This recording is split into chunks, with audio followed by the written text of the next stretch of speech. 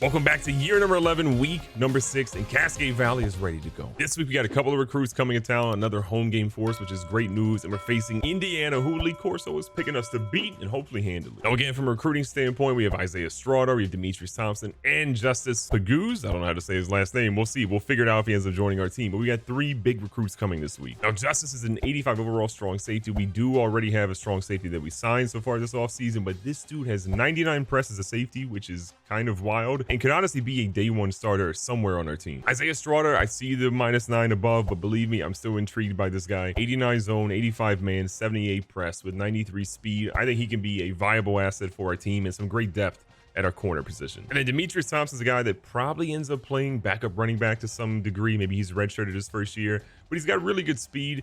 And if you look at what he ultimately has, 93 elusiveness, 92 juke move. He's got 82 carry. I feel like this guy could be a solid backup running back. And some big news for us. We ended up getting the non-mobile quarterback, so the pocket quarterback. We haven't had a pocket quarterback in a long time that's actually played. But Taylor Reed would be a 91 overall quarterback with 97 throw power, 91 throw accuracy. Carnell Killens is a great wide receiver, another 5-star. So we got back-to-back 5-stars.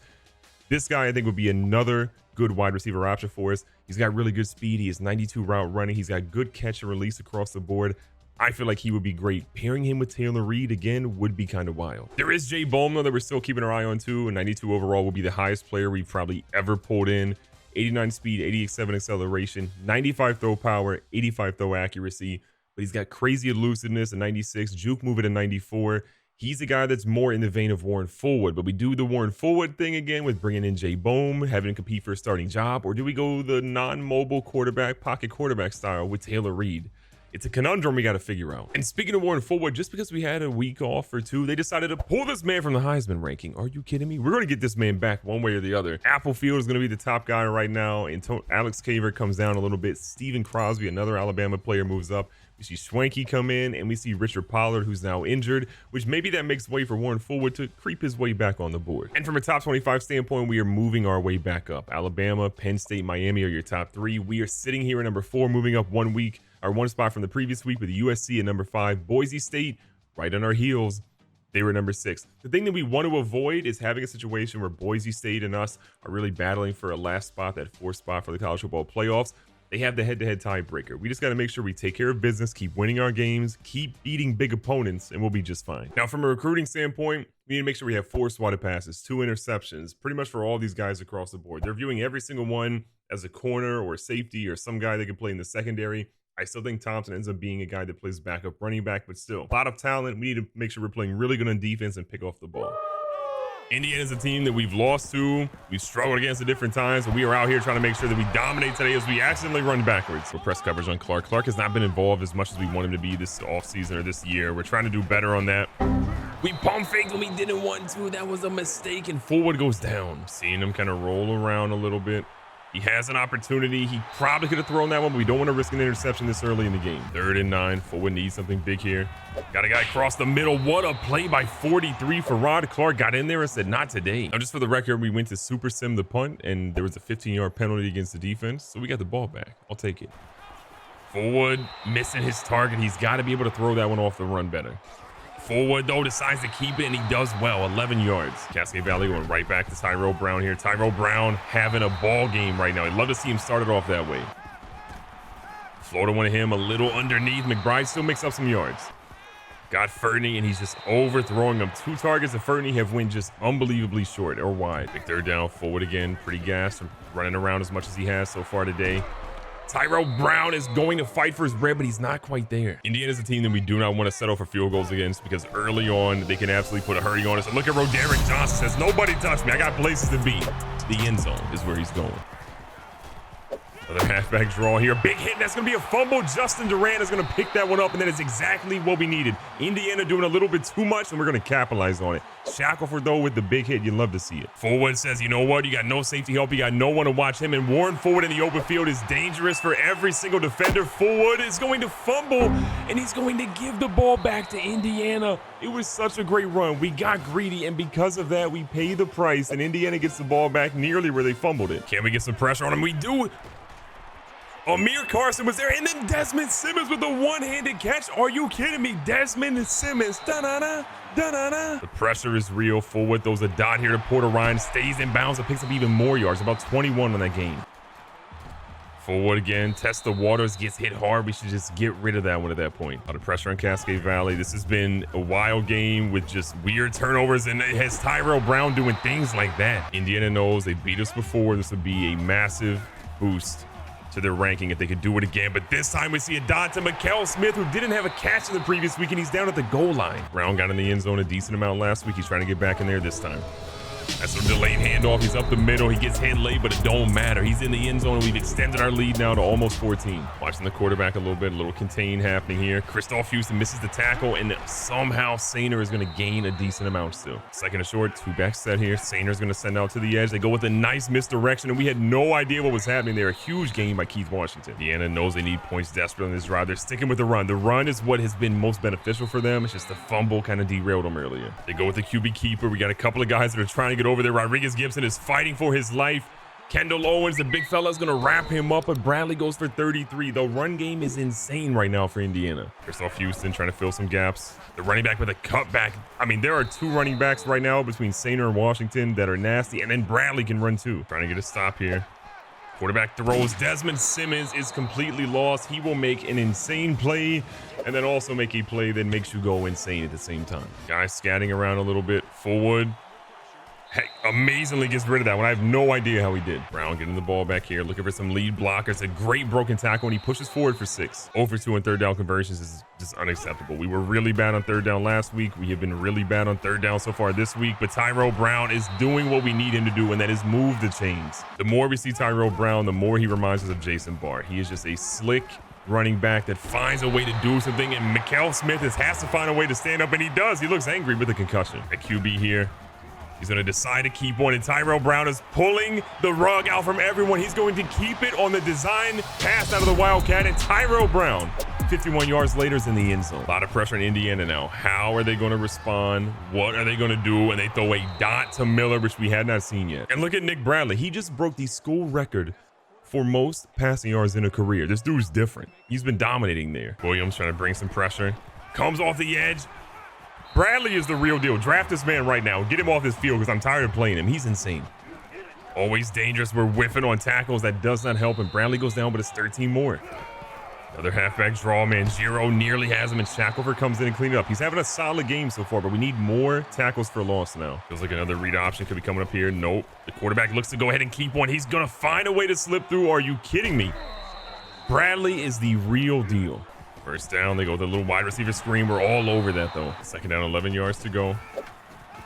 They throw one to Gaines, and Gaines somehow gets that. It was kind of a couple of our guys running into one another, and Mario, he's looking kind of super. One of our biggest frustrations with playing Indiana, especially with Nick Bradley there, is they just find ways to stay in the game. No matter what we do, they will find a way to answer back, and they're showing it here. Forward, comes back. What a throw to Jalen Clark. We got to make sure this dude is involved in the game, and what a way to keep your eyes down the field. But a little opportunity here for Brown. A little slow running out of that one, though. Only 4. Panics a little bit. Burris is going to have that and grabs it and then drops it, and I'm kind of glad he did.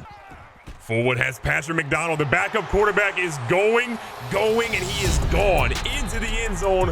What a play. Quarterback sometimes, wide receiver sometimes. Forward gets hurt and leads us to a national title. Patrick McDonald is a special player, and he came back for his senior season to make plays like this. Guys are trying to watch. They go underneath, and Kendall Johnson's going to toe tap, and he can't stay in bounds, but a huge play to give us the ball back with plenty of time and great field position. Biggest issue we're seeing is that Indiana has been checking the ball down a little bit too much, and when you check it that much, there's going to be big problems, like our guys being able to jump the routes. Pressure again on Forward. Forward has a couple of guys potentially, but he's going to trust his legs here. He's going to get forced out of bounds, making a 3rd and short. Fernie in the backfield. A great blocker, a great tight end just in general. He's going to make some crucial blocks here to help seal a 4-yard gain. We're going to use our first timeout. Armani Fernie got a great jump on everyone. He's going to turn up, and they say he's down at the goal line.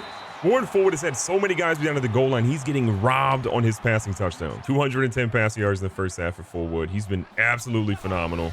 We're going to hand the ball off to Tyrell Brown. I believe that is his 3rd rushing touchdown, and we're in the first half. The freshman's doing all right for himself. Pressure's going in. Bradley, all the time in the world, throws in a triple coverage. Desmond Simmons. Da-da-da. Da-da-da. I can't believe he got his foot in. He just tied the school record for most interceptions in a game. No one in Cascade Valley history has ever done 3. Can he do it? Forward's going to bring Antonio Vaughn back in the backfield. This play worked pretty well last time.